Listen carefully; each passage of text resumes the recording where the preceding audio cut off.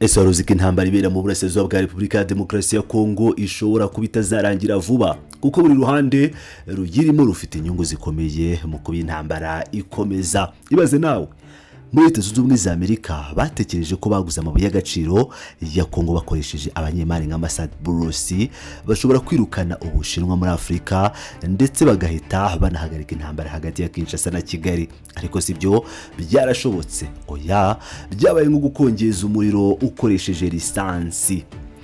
Ibisa amagambo yanjye ni isesengura ryimbitse ryakozwe n'abahanga babiri bakomeye mu bya politiki y'akarere k'ibiyaga bigari. Hari Joshua Z. Walker, umushakashatsi mu kigo cya Chatham House na kaminuza ya NYU, hamwe na Johnson K. Tams wo muri kaminuza ya Simon Fraser. Aba bakaba ari nabo banditsi b'inkuru yaciye ibintu mu kinyamakuru Foreign Affairs twabagejejeho hano, yiswe impamvu amasezerano ya Trump kuri Kongo ari gusenyuka. Muri ijoro ryakeye saa 2:30 z'ijoro ku isaha ya Kinshasa, umunyamakuru w'inararibonye Stani Bujakera yagiranye ikiganiro kirambuye n'abahanga bombi kuri Space.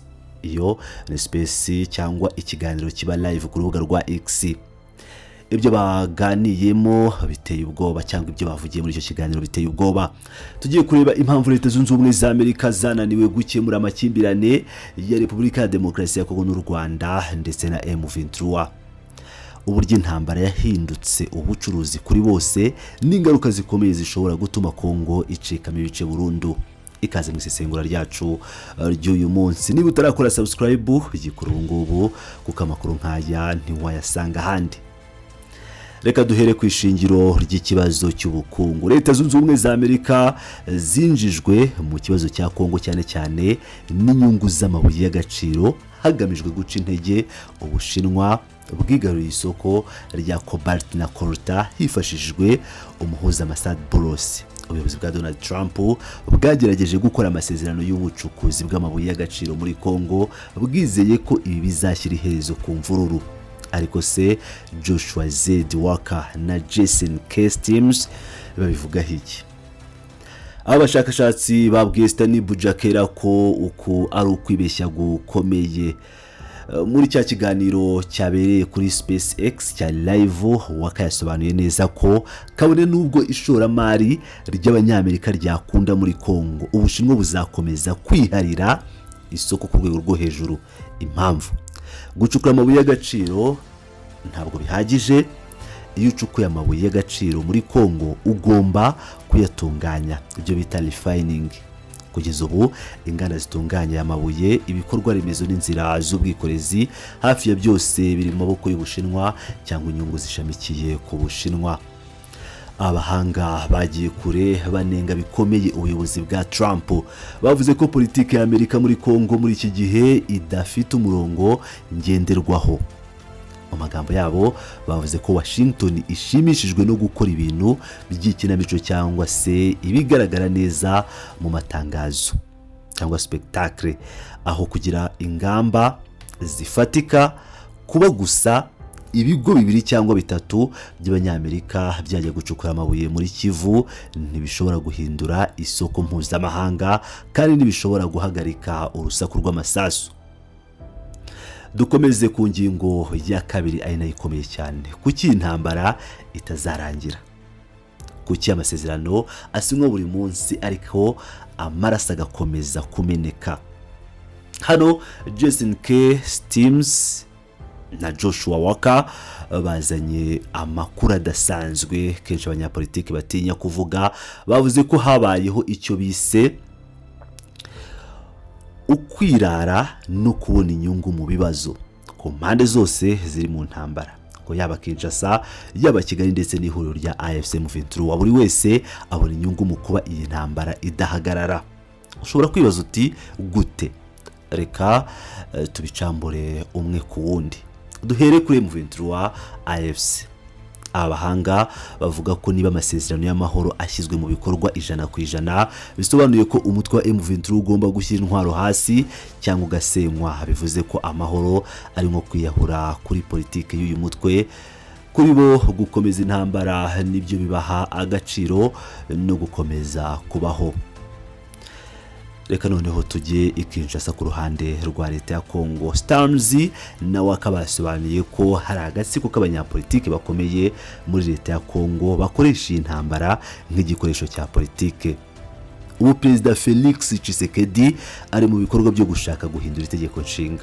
Niki cyamufasha kurusha kubwira abaturage ko igihugu cyatewe bityo bagomba kunga ubumwe inyuma ye. Intambara ituma abaturage bibagirwa ibindi bibazo byose by'imiyoborere. Twerekeze Kigali mu Rwanda. Abashakashatsi babwiye abari bakurikiye ikiganiro ko u Rwanda narwo rufite inyungu mu kubungabunga izi mvururu z'igice runaka. Mu mibare batanze bavuze ko mu mwaka ushize u Rwanda rwohereje mu mahanga zahabu ifite agaciro gasaga miliyari 2 z'amadolari. Bivugwa ko yaturutse muri Kongo. Ku rwego rw'ubukungu n'umutekano, abashakashatsi bemeza ko gukomeza kugira uruhare muri kariya gace bitanga inyungu ikomeye kuri Kigali. Ibyerekana ko abari mu ntambara bose nubwo magambo bavuga ko bashaka amahoro, mu bikorwa no mu mitima yabo intambara irabateza imbere mu buryo bumwe cyangwa ubundi. Reka turebe iby'amasezerano. Hashize umwaka wose amasezerano yo muri Washington asimu hagati ya Repubulika ya Demokarasi ya Kongo n'u Rwanda. Wakwibaza uti umusaruro wabaye uwuhe? Joshua Z. Walker yavuze ko nubwo aya masezerano yari intambwe nziza, nubwo yari afite inenge, kugeza ubu inzira y'amahoro yaheze mu gihirahiro. Ibiganiro bya Doha n'ibya Montreal byarananiranye rwose. Kuki rero byananiranye? Justin Customs yasobanuye ko ishyirwa mu bikorwa ry'amasezerano ryabaye ubusa. Ingabo z'u Rwanda nisavuye ku butaka bwa Kongo nk'uko byasabwe, kandi leta ya Kongo nayo ntiyigeze igaba ibitero bya gisirikare ku mutwe wa FDLR nk'uko yabyiyemeje. Byose byabaye amagambo, kandi ikibazo kinini nk'uko Stems abivuga nuko M23 itigeze ishyirwa mu biganiro cyangwa ngo yumvikanweho uburyo ibibazo byayo bizakemuka, by'umwihariko ku bijyanye na Washington. Ikindi kintu gikomeye aba bahanga banenze muri iki kiganiro bakoze nijoro n'imyitwarire Leta Zunze Ubumwe za Amerika. Bavuze ko umuryango mpuzamahanga ufite uburyarya. Washington ishyira igitutu cyane n'ibihano ku Rwanda. Bavuga Kigali, ariko ku rundi ruhande igakingira ikibaba Kinshasa. Ntigire igitutu cya diplomasi kingana n'icyo ishyira ku Rwanda ishyiraho. Uku kubogama byatumye abahuza batakarizwa icyizere. Byageze aho umunyamakuru Stanley Bujakera abaza ikibazo gikomeye.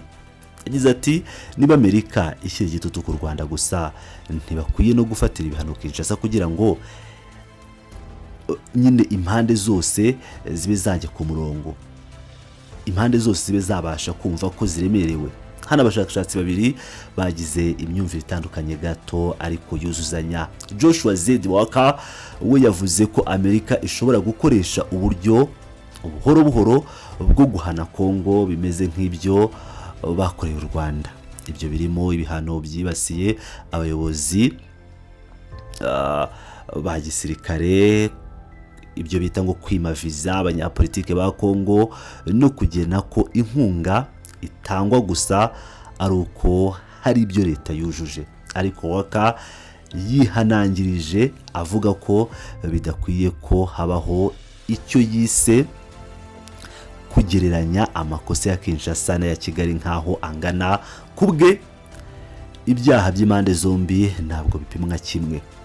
Ariko Justin Customs we sikabibona. We yavuze ko gukoresha ibihano nka Leta Zunze Ubumwe za Amerika atari igisubizo. Yasabye Washington kugaragaza neza icyerekezo cy'ubuhuza bwayo kuruta guhora ikangana itanga ibihano. Mu magambo akomeye, Stems yagize ati, ibihano ni igikoresho kigaragaza ko watsinzwe, ntabwo ari igikoresho cya mbere cya diplomasi. Bivuze ko iyo umuhuza atangiye gutanga ibihano aba yiyemereye ko ibiganiro byamunaniye. dusoza ikibazo twese twibaza bizagenda gute mu minsi iri imbere niba ibintu bikomeje kudindira. Joshua Zedwaka yaburiye amahanga yerekana ejo hazaza h'umwijima kuri Repubulika ya Demokarasi ya Kongo. Yabajijwe uko bizagenda niba Washington izakomeza kutihangana cyangwa izikura muri ubuhuza bwataye igihe cyangwa butagifite icyo bumaze. Yatanze ibisubizo bibiri biteye ubwoba. Icyambere nuko ibintu bishobora gusubira nka mbere ya 2025 mbere yuko Amerika yinjiramo, bikaba mbere yuko nyine Amerika yinjira muri ibiganiro byeruye, buri wese akarwana ukashoboye yica undi. Icya kabiri kandi ari cyo gifite amahirwe menshi yo kuba nuko ibintu bizaguma uko biri, ariko bikagira ingaruka zikomeye kuri leta ya Kongo. Wakayagize ati kandi munega amatwi neza, buri munsi uhise umutwe wa M23 n'ihuriro rya AFC baracyakomeza kwigarura ubutaka bwo mu burasirazuba bwa Kongo, bituma bashinga imizi ku buryo bukomeye cyane. Ibivuze iki muri rwumvikana neza, bivuze ko gake gake M23 kubaka leta yayo mu yindi. Uko iminsi hita niko amahirwe ya leta ya Kinshasa yo kuzongera kugarura kariya gace agenda yoyoka. Twerekeza ku gucikamo ibice ku butaka bwa Kongo, balkanization, igice kinini cy'uburasirazuba gishobora gucika burundu n'ikizongere kugengwa n'ubutegetsi bwa Kinshasa ukundi. Ibi ni ibintu bikomeye, ni umukino wa politiki mpuzamahanga ukinirwa ku maraso y'abaturage, amabuye y'agaciro ndetse n'imbaraga z'ibihugu bikomeye nka Amerika n'Ubushinwa. Ese ubu ni umukino uzarangira ute? Ubona se hari amahoro azaboneka mu gihe abarwana bose bayabona nk'igihombo kuri bo? Mwakoze kubana nanjye muri isesengura ry'uyu munsi. Niba iyi nkuru yagufashije gusobanukirwa ibirimo kubera mu gihugu cy'abaturanyi cya Kongo ndetse n'akarere kacu muri rusange, kora like, utanga igitekerezo cyawe ahabugenewe muri comment hano munsi, utubwira uko ubona iherezo ry'amakimbirane. Kandi niba ari ubwa mbere ugeze hano cyangwa utarakora subscribe, yikore nonaha kugira ngo utazacikwa n'amakuru yacu ataha. Murakoze, amahoro y'Imana abane namwe.